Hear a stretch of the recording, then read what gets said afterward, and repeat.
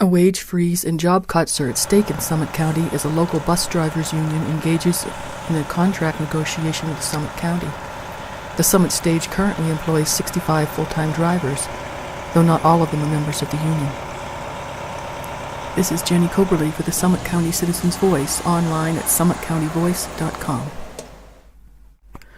Bob Berwyn interviews Summit Stage Director John Jones about the schedule changes, possible layoffs, and how the stage is doing in the current economic climate. For years, long before my tenure here, the drivers worked 4 days a week. It was some incentive that some directors started many years ago. Due to the split in the schedule for the summer and due to the driver's contract stating they have a 40-hour-a-week guarantee, I was not satisfied with my own staff's efforts to schedule the work. So I hired a firm to do it. It's a professional firm that schedules transit for many, many large transit systems around this nation and the world, for that matter. I remember when you were talking about that. They used a computer, and they generated several schedule scenarios. The one that made the most sense has 95% of the drivers working 5 days a week. They are very dissatisfied with that. They're doing whatever they can, coming to the media, of course, to make me change that. But I am not going to do it, and I'm going to tell you why. That 5-day-a-week schedule saved, even with the Leadville routes in there, that 5-day-a-week schedule saves 113 hours a week. That is $163,000. If I go back to the 4-day schedule, that savings is all out the window. I'll pay guarantee upwards of 160 hours a guarantee.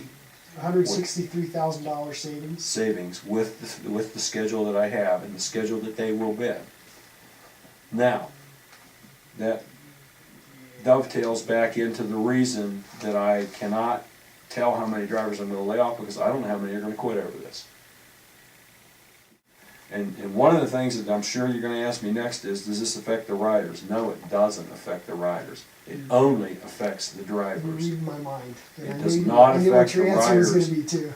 This schedule, this thing right here, this one that was effective April 19th of 2009, is exactly what we will run effective April 11th, 2010. Okay. Exactly the same schedule with the exception of the Leadville route. It's exactly the same, and it didn't change one bit. It doesn't affect the rider at all. Only the driver, only the way the drivers schedule. Yeah. Our tax revenues, January to January, as if January 2009 wasn't bad enough, down almost 12%, we were down another 6% this January. Yeah, I got that from the county too. It's kind of unusual to have a unionized workforce at all these days anymore. Is that a huge problem? Has that been a big? No, I've been at this now for, come this May, 35 years. I can manage either way, and I can tell you there are advantages and disadvantages to having a union, just as there are advantages and disadvantages to not having a union. So it doesn't faze me one way or the other. I've tried to work with this union. I thought we had a better relationship than this, but they simply don't understand that we have got to make these cuts. And we have got, and I don't want to affect the riding public again.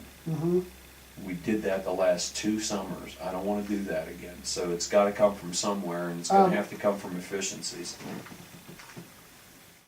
I was hired because of my ability to control costs, and I've done that here effectively. I've guided this organization through this recession, and I will continue to guide it through this recession. And regardless of what anybody says to anybody, I'm not seeing this recovery that everybody's touting. It's not happening here. Not happening with your numbers. Nobody is here. Numbers.